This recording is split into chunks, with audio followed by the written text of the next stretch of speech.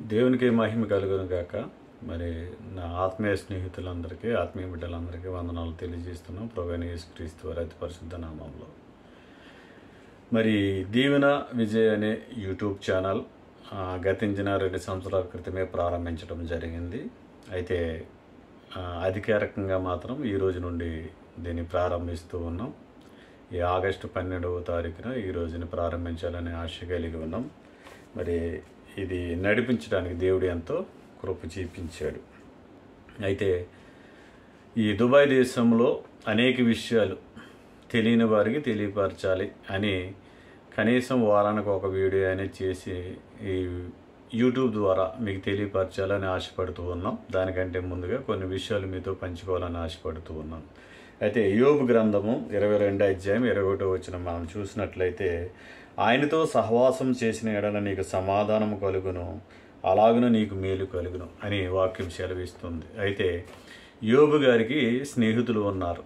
అయితే వారు స్నేహితులు అలాగే యోబు గారు ఈ విషయాల మీద మాట్లాడుతూ ఉన్నారు.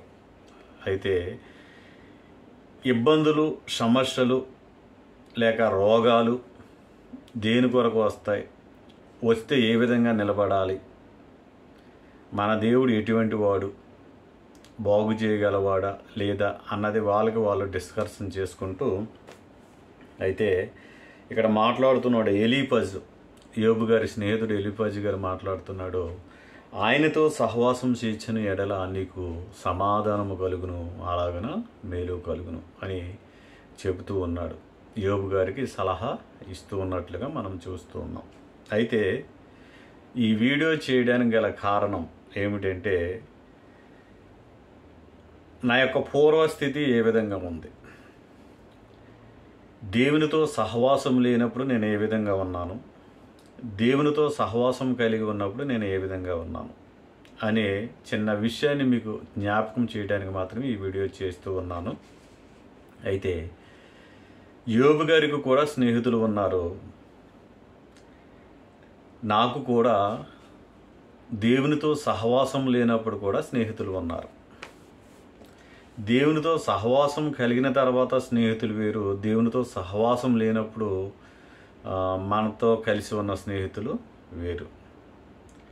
ఆ స్నేహము ద్వారా మనం ఏ విధంగా తయారవుతాము అన్నది ఎవరికి చెప్పనవసరం లేదు, అందరికీ తెలిసిన విషయమే.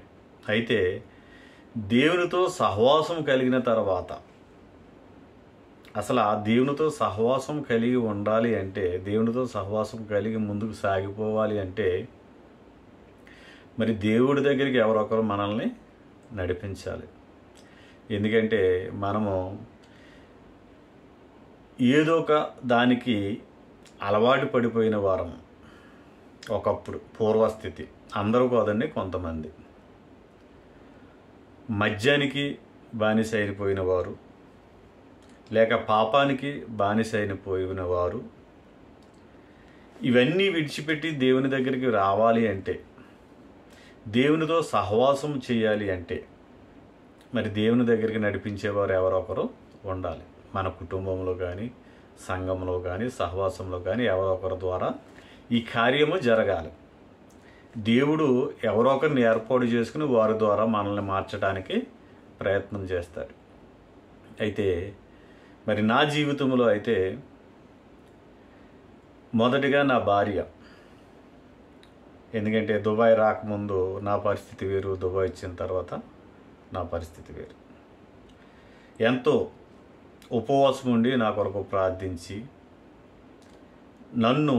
నేను ఈ స్థితిలో ఉన్నాను అంటే దేవుని యందు భయభక్తులు కలిగి దేవునితో సహవాసం కలిగి ఉంటూ ఉన్నానంటే మొదటగా నా భార్య, రెండవదిగా పాస్టర్ రాజిన్ క్రైస్త్ గారు, మూడవదిగా రెవరెండ్ నేలపాటి ఇస్సాక్ గారు, మరి యెహోవా ఈరే సంఘం యొక్క వ్యవస్థాపకులు, చైర్మన్ గారు, సంఘ కాపరి అయిన నేలపాటి ఇస్సాక్ గారు. మరి వారి ద్వారా వారు చెప్పిన మాటల ద్వారా నా యొక్క జీవితాన్ని మార్చుకొని, నా యొక్క బ్రతుకును మార్చుకొని, మరి దేవునితో సహవాసం కలిగి ఉండటానికి దేవుడు కృప చూపించాడు. మరి ఈ విషయాలు ఎందుకు చెప్తున్నానంటే,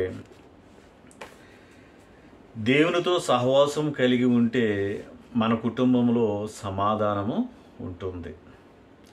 దేవునితో సహవాసం కలిగి ఉంటే మన యొక్క వ్యక్తిగత జీవితంలో సమాధానం ఉంటుంది, శాంతి ఉంటుంది.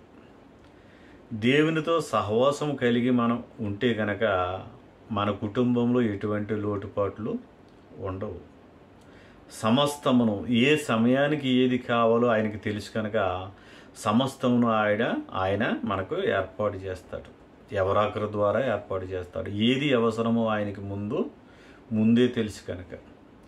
అయితే ఈ విధంగా ఆయనతో సహవాసము కలిగి ఆయన సన్నిధిలో భయభక్తులు కలిగి ఉంటున్న నాకు లేక మా కుటుంబంలో సమాధానము ఎల్లప్పుడూ ఉన్నది అని చెప్పడానికి నేను మాత్రం ప్రయత్నం చేస్తూ ఉన్నాను.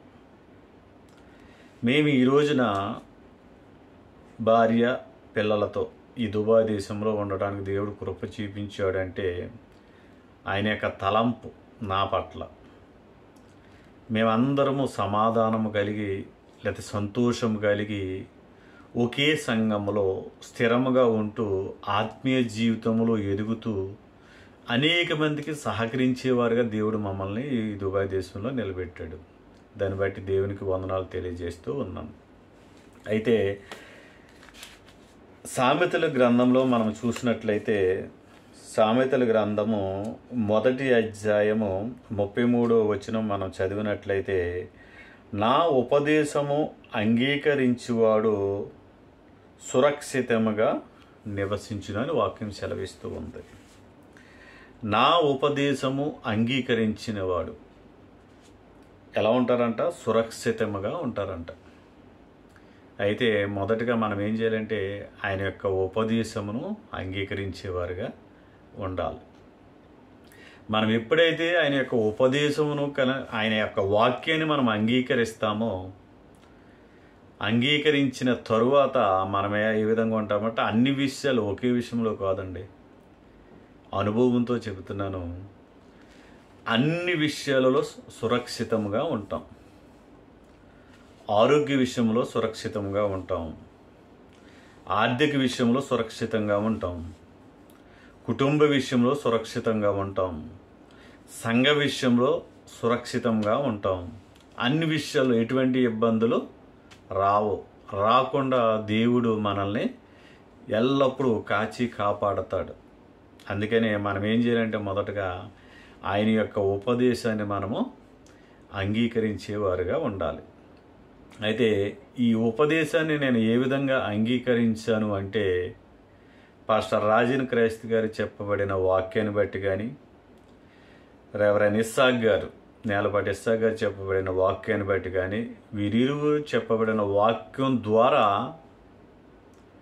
నేను ఆ బైబిల్ చదువుతూ ఆ మాటలను పాటిస్తూ ఆ మాటలను అర్థం చేసుకుని ఎప్పుడైతే ముందుకు సాగుతూ ఉన్నానో నా జీవితంలో దేవుడు అనేక మేలులు చేశాడు. ఈ రోజున మీ ముందు ఈ విధంగా మాట్లాడటానికి దేవుడు కృప చూపిస్తూ ఉన్నాడు.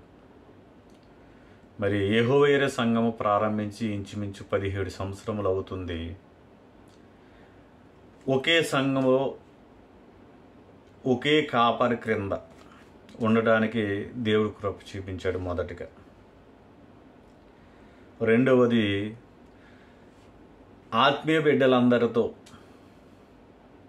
మంచి సంబంధం కలిగి, ప్రేమ కలిగి, ఆప్యాయత కలిగి నడుచుకోవడానికి దేవుడు కృప చూపించాడు.